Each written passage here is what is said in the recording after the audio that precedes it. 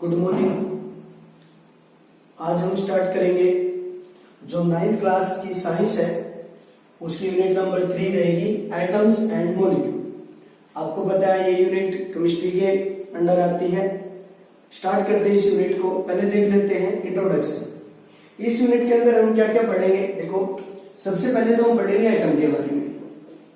Atom के बारे में जितनी चीजें होंगी सारी पढ़ेंगे यहाँ पे एटम। उसके बाद देखेंगे एलिमेंट। एटम के बाद पढ़ेंगे एलिमेंट्स के बारे में। उसके बाद एलिमेंट के बाद जो फर्दर जो टर्म आती है वो रहेगी मॉलिक्यूल। मॉलिक्यूल के बाद जो टर्म आती है वो रहेगी कंपाउंड। इस प्रकार से हम चलेंगे।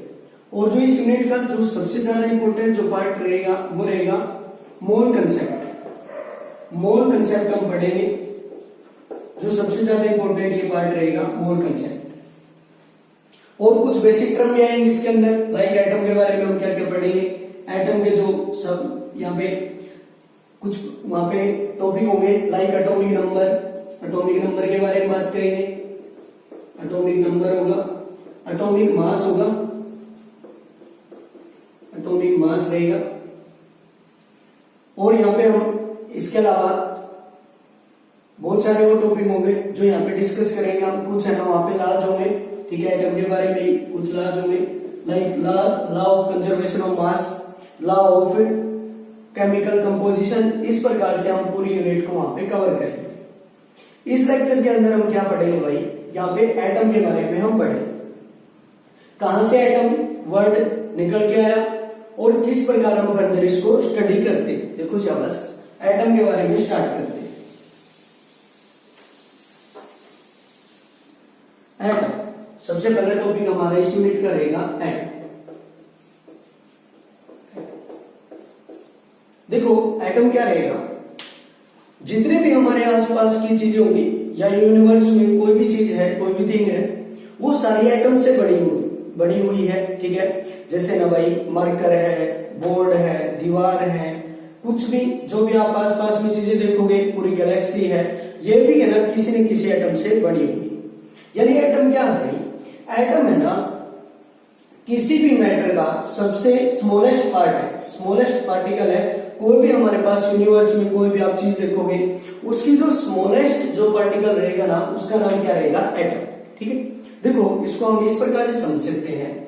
जैसे आप किसी बिल्डिंग को देखते हो, किसी बिल्डिंग को देखते हो तो बिल्डिंग तक हम कैसे पहुंचते हैं। देखो जैसे हम ईंटें लेंगे, ईंट से हम क्या बनाते हैं भाई, पहले दीवार बनाएंगे, दीवारों से फिर हम क्या बनाते हैं, पूरा कमरा बनाएंगे, रूम बनाएंगे, और रूम को अटैच करके हम एक पूरी बिल्डिंग बना लेते हैं। तो इस प्रकार से जो बिल्डिंग की सबसे स्मॉलेस्ट यूनिट होगी ना, वो क्या लिया आपने, ब्रिक को लिया, ईंट को लिया, ठीक है। तो इसी प्रकार कोई भी अगर हमारे पास मैटर होगा, कोई भी अगर मैटर होगा, उसकी जो स्मॉलेस्ट पार्ट है, स्मॉलेस्ट पार्टिकल है, उसको हम क्या बोलेंगे, एटम। यानी एटम क्या रहेगा यहाँ पे, it is smallest particle, it is smallest particle of a matter। कोई भी अगर मैटर होगा ना, उसकी जो स्मॉलेस्ट हमारे पास पार्टिकल रहेगा, उसको हम क्या बोल देंगे, एटम बोल देंगे, ठीक। अब देखो इसके बारे में क्या कहा गया भाई, एटम क्या है, एटम्स आर इंडिविजुअल मतलब इनको हम ब्रेक नहीं कर सकते, ब्रेक डाउन इसका नहीं कर सकते। और क्या होगा भाई, इनविजिबल, यानी ना तो हम एटम को देख पाते हैं, इनविजिबल देख नहीं पाएंगे, और ना ही इसको डिवाइड कर सकते हो। तो इतना स्मॉल रहेगा एटम। जैसे जैसे आगे बढ़ेंगे आपको और ज्यादा क्लियर होता रहेगा। तो एटम क्या रहेगा, इंडिविजुअल, और क्या रहेगा, इनविजिबल रहता है, ठीक है। अब देखो एटम बहुत ज्यादा स्मॉल है, बहुत ज्यादा स्मॉल है। यानी इवन हम कह सकते हैं भाई, जैसे जो आप एक पेज की मोटाई देखते हो, कोई भी आप पेज लेते हो सिंपल, उसकी अगर मोटाई देखोगे आप पेज की, ठीक है, जो वहां पे उसकी मोटाई रहती है पेज की, उसके अंदर क्या था, मिलियन ऑफ एटम आ सकते हैं। अगर मिलियन ऑफ एटम को आप है ना इकट्ठा करके रखो, तब वहां पे क्या बनेगा, एक पेज की मोटाई बनती है, ठीक है। इस प्रकार कह सकते हो, या कह सकते हो जैसे एक सुई की नोक पर है ना मिलियन ऑफ एटम वहां पे आ सकते हैं, इतना स्मॉल है एटम। जैसे आप क्या लेते हो, एक चौक ले लो, कोई भी चौक लिया आपने, उसको जितना हो सकता है बारीक पीस लो, उसको पीटते जाओ कूटते जाओ, और है ना जो सबसे लास्ट में जो है ना आपके पास पार्टिकल बचेगा चौक का, उसको एटम कहोगे। और एटम कब कहोगे, जब उसको और ज्यादा फर्दर डिवाइड आप नहीं कर सकते, तो उसको आप क्या नाम दे दोगे, एटम। तो इस प्रकार से एटम क्या रहेगा, इनविजिबल है और इंडिविजिबल है, ना तो इसको हम फर्दर तोड़ सकते और ना इसको हमें आसानी से देख पाते हैं, ठीक है। तो इसको हम क्या बोलेंगे, एटम बोल देंगे, ठीक है। अब देखो कहता है अगर एटम इतना ही छोटा है, बहुत ज्यादा छोटा है, तो इसको हम कंसीडर क्यों करते हैं, इसको कंसीडर करने का कारण क्या है। तो एक अच्छा एग्जांपल देख सकते हो, जैसे अभी देख रहे हो आप जो कोविड-19 नाम के वायरस है, तो उसको भी आप है ना भाई सिंपल नहीं देख सकते, ठीक है, इनविजिबल है, नहीं देख पाते हम वायरस को। तो उसको है ना भाई स्टडी करना तो आज के टाइम में बहुत ज्यादा इंपॉर्टेंस लेता है ना, बहुत ज्यादा इंपॉर्टेंट है उसको स्टडी करना। उसी प्रकार चाहे एटम कितना भी छोटा हो, चाहे ना दिखाई देता हो, इनविजिबल हो, बट फिर भी हम इसको स्टडी करते हैं, क्योंकि इसको स्टडी करने के बाद ही हम केमिस्ट्री को वहां पे हैंडल कर सकते हैं, ठीक है। तो इस प्रकार से हम देखेंगे। और जैसे आप और एग्जांपल ले सकते हो, जैसे कोई गोल्ड की प्लेट ले लो, कोई गोल्ड प्लेट ले लिया आपने, ठीक है, ये गोल्ड प्लेट मान लिया, कोई गोल्ड प्लेट होगी, ये किससे बनी होगी, स्मॉल स्मॉल एटम से बनी होगी, बहुत ज्यादा स्मॉल एटम होंगे उससे ये बनी होगी। तो इसको आप क्या करोगे, बारीक काटते जाओगे, एट लास्ट जब आप इसको और ज्यादा डिवाइड नहीं कर पाओगे, यानी बिल्कुल है ना इसका एक है ना स्मॉलेस्ट पार्ट लोगे ना, जो स्मॉलेस्ट पार्ट होगा उसको आप क्या बोल दोगे, atom of gold, atom of gold, इसको एटम ऑफ गोल्ड बोल दोगे आप। तो जो है ना किसी भी मैटर का स्मॉलेस्ट पार्ट होगा उसको आप क्या बोल दोगे, एटम बोल दोगे, ठीक है। उसके बाद देखो और आगे क्लियर होता रहेगा, बहुत सारी थ्योरी है, ठीक है, बहुत सारे साइंटिस्ट ने इसके अंदर काम किया है, तो अच्छे से करेंगे, बिल्कुल आसान सा टॉपिक है। उसके बाद क्या पढ़ते हैं भाई, एटम नाम कहां से आया, किसने सबसे पहले एटम के बारे में बताया। इस प्रकार से हम बहुत सारी चीजें पढ़ते हैं। देखो कोई भी अगर स्टडी हो, जैसे साइंस का एग्जांपल ले लो आप, तो इंडियन साइंटिस्ट ने बहुत सारा काम यहाँ पे किया है, बहुत सारा काम किया। जैसे आप एनसीईआरटी में देखोगे तो उसमें लिखा गया है अबाउट 500 बीसी, 500 बीसी के अराउंड जो महर्षि कन्नड़ आए थे, महर्षि कन्नड़ ने बताया था जितने भी पदार्थ हैं, पदार्थ वर्ड यूज किया उसने मैटर के लिए, मैटर उसने पदार्थ कहा कन्नड़ ने, और उसने कहा जो पदार्थ की स्मॉलेस्ट यूनिट है ना उसको क्या नाम दे दिया गया, परमाणु। उसको क्या नाम देते हैं भाई, परमाणु नाम देते हैं। जो है ना भाई किसी पदार्थ की, कन्नड़ ने क्या कहा, जो पदार्थ है उसकी जो स्मॉलेस्ट यूनिट है, जो स्मॉलेस्ट यूनिट है उसकी स्मॉलेस्ट यूनिट रहेगी, तो उसको हम क्या नाम देंगे वहां पे, परमाणु, ठीक है, परमाणु नाम उसको देते हैं। तो इस प्रकार से जो अपने इंडियन साइंटिस्ट थे, ठीक है, महर्षि कन्नड़ थे, या और बहुत सारे नाम आते हैं, अगर आप नेट वगैरह पर देखते हो तो कहता हूं उन्होंने स्मॉलेस्ट यूनिट को क्या नाम दे दिया था, परमाणु। सबसे पहले इन्होंने काम कर दिया था। उसके बाद है ना भाई जो साइंस में बात आती है, जो फॉरेन साइंटिस्ट रहते हैं, ठीक है, विदेशी जो साइंटिस्ट है उनका जिक्र आता है फिर। और जैसे जो सबसे ज्यादा नाम आता है वो किसका आता है भाई, डाल्टन का। एटम के बारे में बताने के लिए किसका नाम आता है भाई, डाल्टन का नाम आता है, ठीक है। डाल्टन बहुत ज्यादा ग्रेट साइंटिस्ट रहे हैं, इन्होंने फिजिक्स में एज वेल एज केमिस्ट्री में दोनों ही सब्जेक्ट में काम किया भाई डाल्टन ने। और एनसीईआरटी में इसके बारे में लिखा गया ब्रीफ में, अगर आप एनसीईआरटी खोल के देखोगे तो वहां पे इसके बारे में ब्रीफ में लिखा गया, क्या लिखा गया, कहता है इसका जो बर्थ है ना भाई इंग्लैंड में हुआ और 1766 में हुआ। इसका जो बर्थ रहा वो ना किसमें हुआ भाई, 1766 में इसका बर्थ हो गया इंग्लैंड में, ठीक है। और कहते हैं सिर्फ और सिर्फ 12 साल की उम्र में इसने टीचिंग स्टार्ट कर दी।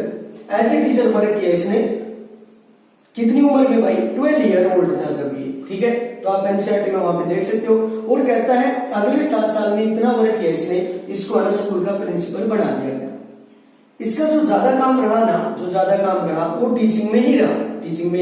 और है ना इसने ना जो 19th सेंचुरी थी यानी 1806, इसके अंदर इसने एटम के बारे में बात की, ठीक है। कब की भाई, 1806 में एटम के बारे में इसने जिक्र किया, ठीक है। अगर आप वहां पे देखोगे 1808 है, आप देख सकते हो यहाँ पे, ठीक है, एटम के बारे में जिक्र किया। और इसने क्या बताया भाई, देखो इसने एक थ्योरी, डाल्टन के बारे में पढ़ेंगे। डाल्टन ने क्या बताया, Dalton atomic theory, Dalton atomic theory, Dalton atomic theory. यानी कहने का मीनिंग क्या है, डाल्टन साइंटिस्ट का नाम होगा, एटॉमिक मतलब एटम के बारे में, और थ्योरी जो उसने पोस्टुलेट दिए या कोई रूल दिया उसको हम क्या बोलेंगे, थ्योरी बोलेंगे। तो डाल्टन एटॉमिक थ्योरी, इसने ना सबसे पहले एटम के बारे में जिक्र किया, एटम के बारे में जिक्र किया। यानी है ना जो इंडियन साइंटिस्ट थे ना भाई, उन्होंने जो परमाणु वर्ड का यूज किया, परमाणु, ठीक है, और इसने किसका यहाँ पे यूज किया, एटम का। अगर आप देखोगे ना, एटम को ही हिंदी में परमाणु कहते हैं, ठीक है। तो यहाँ पे एटम का जिक्र किसने किया, डाल्टन। डाल्टन ने जबरदस्त थ्योरी पेश की, और है ना इसको आज भी हम पढ़ते हैं, ठीक है। और है ना बहुत सारी चीजें इसने वहां पे स्टार्ट की एटम के बारे में, ठीक है। किसी भी थ्योरी को स्टार्ट करना हमेशा मुश्किल रहता है, उसके बाद तो क्या होगा भाई, साइंटिस्ट आते रहेंगे और अपने रूल वहां पे बढ़ाते रहेंगे। तो सबसे पहले एटम के बारे में स्टार्ट किया था डाल्टन। तो इसके बारे में पढ़ते हैं भाई, इसने क्या क्या बताया।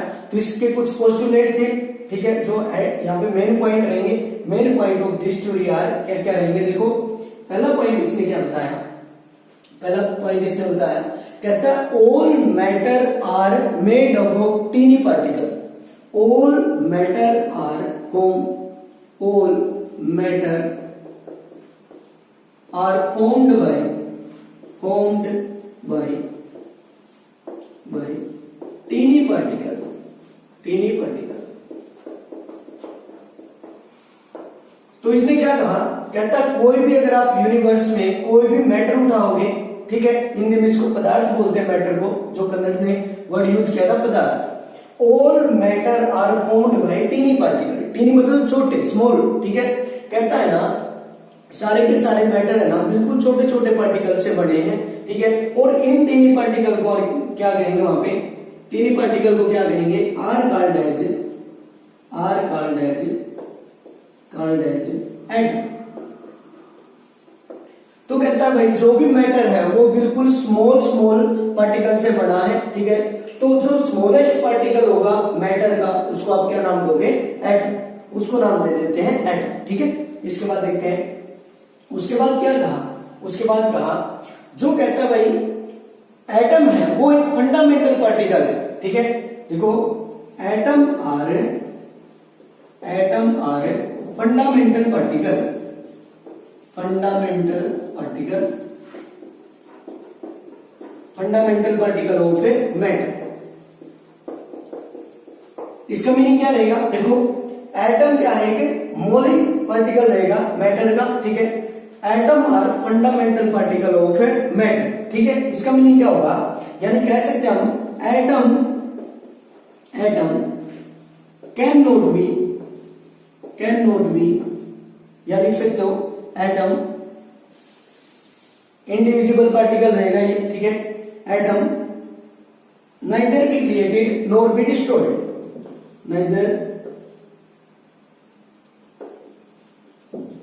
neither be created nor be destroyed, देखो क्या कहा, इसमें क्या कहा गया, इस पोस्टुलेट के अंदर कहता है एटम एक फंडामेंटल पार्टिकल है। फंडामेंटल मतलब इसके ज्यादा और टुकड़े हम नहीं कर सकते, यानी एटम क्या है, इंडिविजुअल है, ठीक है, इंडिविजुअल रहेगा। एटम हमारे इंडिविजुअल, आप नोट्स बना सकते हो, इंडिविजुअल। देखो एटम इंडिविजुअल है, यानी इसको हम और ज्यादा टुकड़े में काटे नहीं सकते, ठीक है, यानी ये फंडामेंटल यूनिट है, ठीक है। Atom are fundamental unit of a matter. और कह सकते हो आप, और क्या कह सकते हो इसके बारे में, atoms neither be created nor be destroyed, यानी एटम को हम ना तो क्रिएट कर सकते हैं ना ही डिस्ट्रॉयड कर सकते हैं। तो इस प्रकार से आप इसके दो पोस्टुलेट देखते हो। उसके बाद आगे बढ़ते हैं,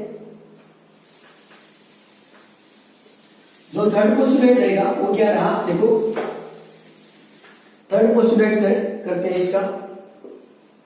देखो क्या कहा इसके अंदर, बहुत ही ज्यादा इंपॉर्टेंट ये पोस्टुलेट रहेगा, atoms of a single element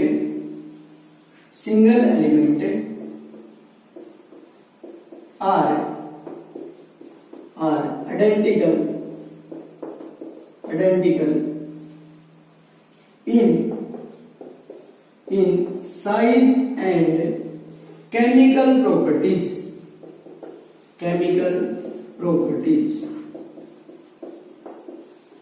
देखो शाबाश, बहुत ही अच्छा पोस्टुलेट रहेगा ये। Atom of a single element are identical in size and chemical composition या केमिकल प्रॉपर्टी। कैसे? देखो, मान लिया आपके पास सोडियम का कोई एलिमेंट है, कोई सोडियम एलिमेंट अपने पास, मान लिया सोडियम का एलिमेंट है। किससे बना होगा ये? सोडियम एलिमेंट है, जो सोडियम एलिमेंट आपके पास, अच्छे से समझना बिल्कुल, जो सोडियम का एलिमेंट है वो किससे बना होगा? वहां पे छोटे छोटे पार्टिकल से बना होगा, छोटे छोटे सोडियम के पार्टिकल से बना होगा। ठीक है, इस प्रकार से आप देख सकते हो, ये सोडियम के छोटे छोटे पार्टिकल से बना होगा।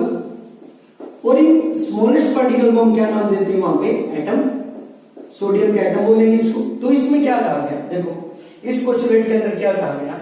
कहता जो सोडियम एलिमेंट आपका सोडियम एलिमेंट है, तो उसके अंदर बहुत सारे एटम होंगे, बहुत सारे एटम होंगे भाई, दुनिया भर के एटम होंगे वहां पे। ठीक है, तो अगर हम किन्हीं भी दो एटम को उठाएं, मान लिया दो एटम निकाल लिया आपने, एक एटम तो ये निकाल लिया, एक एटम तो ये, और दूसरा एटम मान लिया ये निकाल लिया, दूसरा एटम ये निकाल लिया। देखो, मान लिया कोई एलिमेंट आपके पास फॉर एग्जांपल सोडियम है, तो सोडियम है ना डिफरेंट, वहां पे बहुत सारे एटम से बना होगा, तो उन एटम को हमने बाहर निकाल लिया, मान लिया दो एटम को हमने बाहर निकाल लिया। खास बात क्या रही? कहता जो दो एटम यहाँ पे हैं, जो एक ही सिंगल एलिमेंट के दो एटम है, डिफरेंट एटम है, वो क्या रहेंगे यहाँ पे? वो क्या रहेंगे? आइडेंटिकल है साइज में भी और केमिकल प्रॉपर्टीज में। जो साइज इस एटम का रहेगा वही इसका रहेगा, जो केमिकल प्रॉपर्टी ये शो करेगा वही केमिकल प्रॉपर्टी ये एटम शो करेगा। यानी किसी भी मैटर के जो एटम होंगे, किसी भी सिंगल एलिमेंट के जो वहां पे एटम होंगे, वो क्या रहेंगे? आइडेंटिकल रहेंगे, बिल्कुल identical in same size chemical properties. उनकी है ना जो भाई प्रॉपर्टी रहेगी वो बिल्कुल सेम रहेगी। तो दोबारा समझो बात को, इसको समझो शाबाश। देखो, मान लिया जो अपने पास ये डस्टर है, ये डस्टर है, जो ये एलिमेंट है, डस्टर का एलिमेंट है ये, तो कहता जो ये डस्टर है ना जिन एटम से बना है, एटम से बना होगा, कोई भी चीज है भाई एटम से बनी है, तो अगर यहाँ पे दो एटम इसके उठा लिए जाए, मान लिया इसमें से एक एटम तो ये निकाल लिया और एक एटम ये निकाल लिया, मान लिया जो ये दो इसके एटम होंगे उनकी जो केमिकल प्रॉपर्टी है, फिजिकल प्रॉपर्टी है, ठीक है, वो क्या रहेगी भाई? सेम रहेगी, आइडेंटिकल रहेगी। ठीक है, तो देखो यही था यहाँ पे, atom of a single element, same जो एलिमेंट होगा अगर उसके एटम देखें are identical in size and chemical properties. यानी एक सिंगल एलिमेंट के जो एटम होंगे, डिफरेंट एटम होंगे, उनका साइज और केमिकल प्रॉपर्टी सेम होगी। ठीक है, उसके बाद देखो, उसके बाद देखते हैं क्या करेगा। ये पोस्टुलेट समझना भाई एक बार, उसके बाद अगला पोस्टुलेट बिल्कुल आसान है। Atoms of a different element, atoms of different elements are not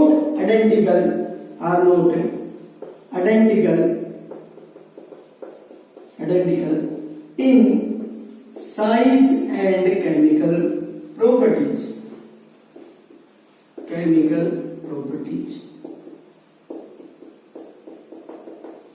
तो देखो शाबाश, नेक्स्ट पोस्टुलेट क्या है? अगर थर्ड पोस्टुलेट आपको समझ में आए ना, तो है ना नेक्स्ट पोस्टुलेट जो फोर्थ पोस्टुलेट है वो बिल्कुल आसान रहेगा। ठीक है, इसमें क्या कहा गया? कहता atom of different element are not identical in size and chemical properties. इसके अंदर क्या कहा गया? देखो, मान लिया हमने क्या किया, अब की बार एक एलिमेंट तो उठा लिया सोडियम का, सोडियम एलिमेंट ले लिया एक तरफ, तो सोडियम का एलिमेंट था, और दूसरी तरफ क्लोरीन का एक एलिमेंट उठा लिया। क्लोरीन का कोई भी एग्जांपल आप ले सकते हो, क्लोरीन एलिमेंट ले लिया। तो सोडियम किससे बना हुआ, सोडियम के एटम से बना हुआ भाई, स्मॉल स्मॉल एटम होंगे यहाँ पे, ठीक है, आप कर सकते हो। अब तो सोडियम स्मॉल स्मॉल एटम से बना हुआ इस प्रकार। उसी प्रकार क्लोरीन भी बना हुआ भाई अपने डिफरेंट एटम से। ये क्लोरीन के एटम है। देखो दो एलिमेंट हमने लिए, एक तरफ तो सोडियम एलिमेंट लिया और दूसरी तरफ क्लोरीन का एलिमेंट लिया, ठीक है, क्लोरीन एलिमेंट ले लिया। अब देखो सोडियम अपने एटम से बना हुआ, सोडियम के एटम होंगे और क्लोरीन के एटम होंगे। तो खास बात क्या, देखो डाल्टन ने क्या कहा, कहता है atom of different element, atom of different element are not identical in size and chemical properties. देखो यहां पे कहते हैं सोडियम का जो एटम है ये सोडियम एटम है, सोडियम एटम है, ठीक है। दूसरी तरफ ही क्लोरीन का एटम, ये क्लोरीन का एटम है भाई। यहां पे से हमने स्मॉलेस्ट जो पार्टिकल था उसको उठा लिया, सोडियम एटम नाम दे दिया। यहां से जो हमने एटम उठाया उसको क्या नाम देंगे, क्लोरीन एटम नाम देंगे, ठीक है। अब देखो क्या कहा गया, कहता जो सोडियम का एटम होगा और जो क्लोरीन का एटम होगा ये ना तो साइज में बराबर होंगे ना ही इनकी केमिकल प्रॉपर्टी सेम होगी, ठीक है, बिल्कुल आसान। अब तो भाई देखो मान लिया आप समझ के देखोगे, जैसे अपने पास है ना, जैसे आप एग्जाम्पल ले लो गोल्ड का, सिल्वर का, आयरन का, तीनों का एग्जाम्पल लेते हैं। तो गोल्ड का एक एटम ले लो आप, सिल्वर का एक एटम ले लोगे, ठीक है, और है ना आयरन का एक एटम ले लोगे, ठीक है। तो क्या कहा गया, कहता ना तो इनका साइज बराबर होगा, साइज भी इनके डिफरेंट होंगे, और ना ही इनकी केमिकल प्रॉपर्टी सेम होगी, बिल्कुल भाई। तभी तो इनका ना आप देख सकते हो भाई जो रेट है वो भी बहुत ज्यादा डिफर करता है। देखो गोल्ड का जो एटम होगा उसकी कीमत ज्यादा रहेगी, जो गोल्ड की कीमत ज्यादा है, उसके बाद सिल्वर की, और सबसे कम कीमत किसकी रहेगी, आयरन की। अगर तीनों का एग्जाम्पल लेते हो, ठीक है, गोल्ड सिल्वर आयरन, ठीक है। ये फॉर्मूले कैसे लिखते हैं वो भी हम आगे जाकर के पढ़ेंगे। तो यहाँ पे देख सकते हो, तो इनके जो एटम होंगे भाई, कहने का मीनिंग है उनका जो कैरेक्टर होगा बिल्कुल डिफरेंट होगा, उसका कैरेक्टर बिल्कुल डिफरेंट होगा। यहाँ से एग्जाम्पल ले लो, जैसे डस्टन है, मरकर, डस्टन का जो एटम होगा वो बिल्कुल डिफरेंट होगा मरकर के एटम से, किसमें, साइज में, केमिकल प्रॉपर्टी में, शेप में, जो इनके सारे गुण होंगे ना वो डिफर करेंगे। अब तो समझ सकते हो, ठीक है। तो इस प्रकार से ये पोस्टुलेट था आपका, atoms of different element are not identical in size and chemical properties, ठीक है। तो नेक्स्ट इसका रहेगा, देखो नेक्स्ट पढ़ते हैं।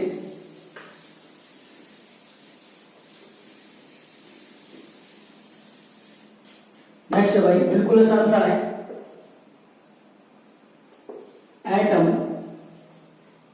Atoms combine atoms combine in simple whole number ratio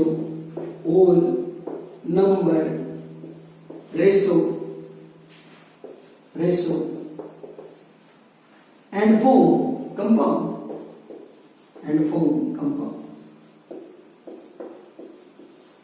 देखो एटम से मिलकर क्या बनता है, कंपाउंड बनेगा। आगे चल करके हम बताएंगे किस प्रकार से एटम से हम क्या बनाते हैं, एलिमेंट, एटम से एलिमेंट बनेगा, एलिमेंट से मॉलिक्यूल से कंपाउंड से कॉम्प्लेक्स। एक सीढ़ी है ये, ठीक है।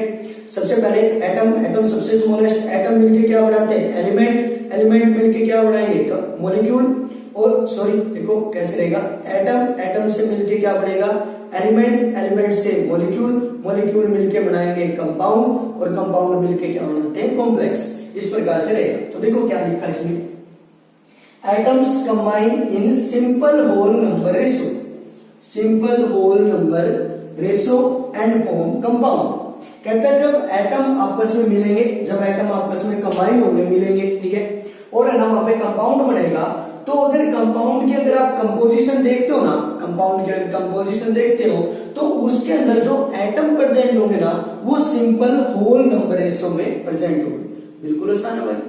कैसे, होल नंबर का मीनिंग क्या होगा, जिसको आप क्या नहीं कर सकते, फ्रैक्शन में नहीं लिख सकते, यानी पूरा नंबर वो रहेगा, उसको आप होल नंबर बोलते हो, ठीक है। तो देखो जब आप एटम को डिवाइड कर सकते हो, क्या एटम आधा हो सकता है, क्या एटम को आप ब्रेक कर सकते हो, बिल्कुल भी नहीं कर सकते। तो अगर एटम को आप ब्रेक नहीं कर सकते तो उसकी कंपोजिशन क्या रहेगी, वहां पे होल नंबर ही रहेगी हमेशा। कैसे, देखो जैसे आप एग्जाम्पल ले लो वाटर का, एक एग्जाम्पल आपने वाटर का ले लिया, वाटर का एग्जाम्पल ले लोगे भाई आप, तो यहां पे देखो हाइड्रोजन की और ऑक्सीजन की रेशो देखते हैं, हाइड्रोजन की और वहां पे ऑक्सीजन की रेशो देखना भाई। हाइड्रोजन के एटम कितने यहाँ पे, जो H है वो हाइड्रोजन का एटम है, तो कितने वहां पे 2, और वहां पे ऑक्सीजन के एटम कितने हैं 1। अगर एक मॉलिक्यूल वहां पे आप वाटर का देखते हो, एक कंपाउंड वहां पे वाटर का देखते हो आप, तो उसके अंदर हाइड्रोजन कितनी है 2, हाइड्रोजन के एटम 2 होंगे, और ऑक्सीजन के एटम कितने हैं 1, तो क्या रेशो बनी वहां पे 2:1, 2:1। तो कैसी रेशो रहेगी, होल नंबर रेशो रहेगी। यानी कभी भी आप किसी कंपाउंड को अगर आप देखते हो तो वहां पे जो उनकी कंपोजिशन रहेगी ना, एटम की कंपोजिशन रहेगी, वो कभी भी फ्रैक्शन में नहीं आएगी, वो हमेशा होल नंबर रेशो रहेगा। और ज्यादा एग्जांपल देख सकते हो आप, लाइक CO2, CO2 यानी कार्बन डाइऑक्साइड होगा, यानी कार्बन होगा और ऑक्सीजन होगा यहाँ पे, तो कार्बन के एटम की कंपोजिशन और ऑक्सीजन की यहाँ पे कंपोजिशन देख सकते हो। तो यहाँ पे CO2 में कार्बन कितने भाई 1 है, ऑक्सीजन कितनी है 2 है। तो CO2 में अगर आप देखते हो, CO2 कहता है कंपाउंड है जो कि किससे बना होगा, कार्बन और ऑक्सीजन से, कार्बन के और ऑक्सीजन के एटम से बना होगा। तो वहां पे कहता दोनों की जो वहां पे रेशो रहेगी वो क्या रहेगी भाई, वहां पे कार्बन की और ऑक्सीजन रेशो क्या रहेगी 1:2 रहेगा। या और एग्जांपल देख लो लाइक अमोनिया, अब तो आसान हो गया बिल्कुल, अमोनिया को देख सकते हो आप। तो यहाँ पे अमोनिया को देखना भाई, यहाँ पे ना नाइट्रोजन कितने होंगे, नाइट्रोजन के एटम और हाइड्रोजन के एटम, रेशो देखना नाइट्रोजन 1 है, हाइड्रोजन 3 है, तो यहाँ पे रेशो क्या बनेगा 1:3। इस प्रकार से आप कह सकते हो, यानी atoms combine in simple whole number ratio and form compound. कहता है एटम वहां पे जो डिफरेंट एटम होंगे वो मिलकर के कंपाउंड बनाते हैं, और कंपाउंड के अंदर एटम की जो वहां पे कंपोजिशन होगी वो क्या होगी, सिंपल होल नंबर रेशो रहेगी। इस प्रकार से आप कह सकते हो, ठीक है, इस प्रकार से आप कर सकते हो। इसी से रिलेटेड एक और पोस्टुलेट रहेगा, लास्ट पोस्टुलेट है, सेम इसी प्रकार से रहेगा, ठीक है। तो उसके बारे में लिखा वहां पे, relative number and kind of atoms are constant in a given compound. देखो क्या लिखा है वहां पे, ठीक है, समझते हैं। The relative number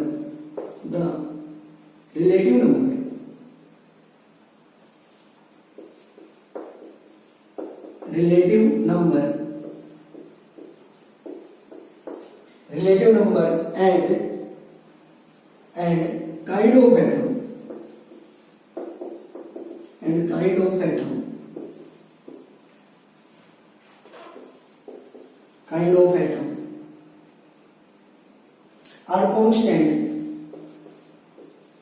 are constant